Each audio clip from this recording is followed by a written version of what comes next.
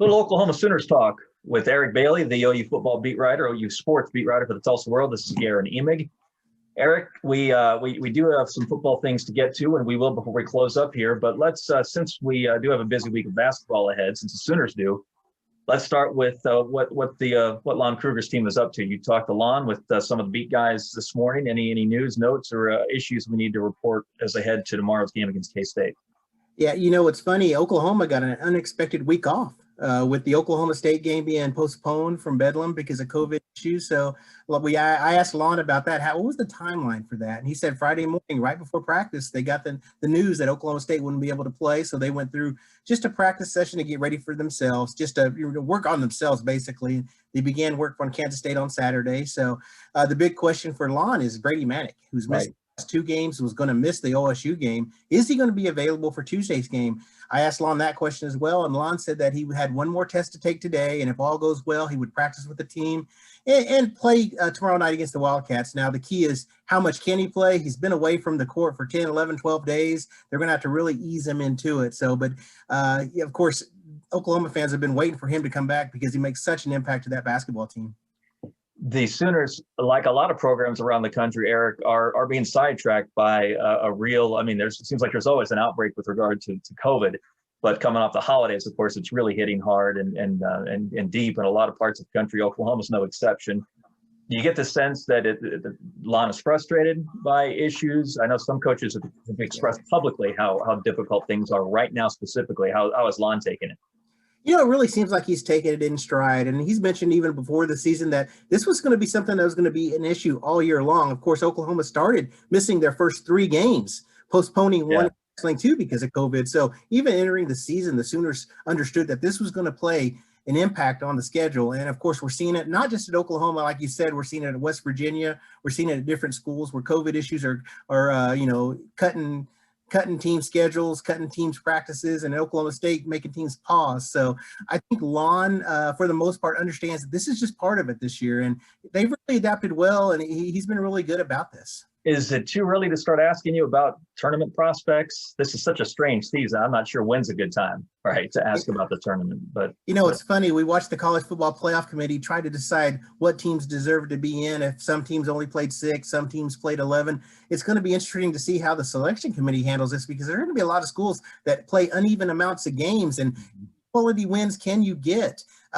Is it good to play more games or less games and try to get those quality wins, those big wins? I don't know. So it really is interesting with the Sooners.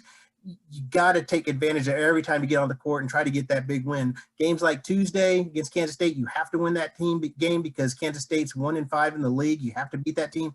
Then a game like Saturday, when you get a top 10 opponent in Lloyd Noble, when you play KU, you got to get that because you need that big win. So I think come March, it's going to be interesting to see the selection committee's work, and it's going to be interesting to see what Oklahoma can do in terms of putting together big wins.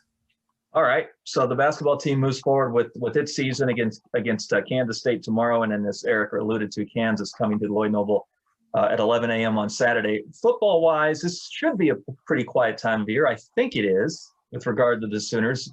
I think some folks wanted to connect Lincoln Riley to the Eagles vacancy right after Philadelphia axed Doug Peterson. You don't have any breaking news there, do you? No news there, but you know what? It's going to happen every year as long as Lincoln Riley's at Oklahoma and as long as he's successful. He's going to get linked to some NFL franchise. You remember last year, Dallas Cowboys, and everyone thought sure thing for an West Texas guy. And of course, Lincoln Riley stayed in Oklahoma. I think every year we're going to get that, but it's quiet. And the strange thing is, 3-4 years ago at this time, you're getting ready for signing day in February. We don't have that, but we do have to watch the transfer portal, have to see who Oklahoma is going to try to get in, and we've already seen a lot of players leave. Do all those players have homes, the ones who left? Most of them do. I think we're hearing news like Robert Barnes at Colorado. There's a local kid we talked about, John Michael Terry, who's from Victory Christian. He is now at the University of Tulsa. So it'll be exciting for his hometown fans to get to see him play his final year of football. And then, of course, like Tanner Mordecai went to SMU, Chandler Morris went to TCU. So he's a guy you're going to see in the future. So everyone's finding homes. Charleston Rambo went to Miami of Florida. So we're going to see these names that you've grown accustomed with watching OU football all over the country next season. And we talk about how strange it is with the transfer portal. Next year, you're going to see a lot of names all over the place. Yeah. And a lot of folks went public with their their first versions of top 25 rankings for next season, and I don't think I saw OU outside anyone's top 5. So safe to say expectations are about as high as they've been since Lincoln Riley took over, correct? Exactly. And I think, Garen, you and I have spoken before about when's the last time expectations were this high for an Oklahoma football team. I think we said 2011, maybe, when everyone thought going into that season, that was their year. Yeah. I really think that this year is going to be a decade later, 2021. This is going to be such a big year for Oklahoma football. You're seeing Alex Grinch in year 3 and what they've been able to do. This is where they wanted to be. You're looking at a quarterback that's already a Heisman Trophy favorite right now, and Spencer Rattler. You're looking at Kennedy Brooks coming back. Key is just getting that offensive line together, continue that defense to mesh, and you need a running back that can make plays. That was what we just mentioned, Kennedy Brooks. That's the key. You lose Stevenson, you get Brooks back. So it's going to be a busy summer because just of the expectations going into 2021. You'll be writing about spring football before you know it, buddy. Enjoy the basketball ride in the meantime. Eric, again, has you covered with regard to the Sooners game against Kansas State tomorrow, and with KU coming to Norman on Saturday. Keep reading his stuff in the Tulsa World and on tulsaworld.com.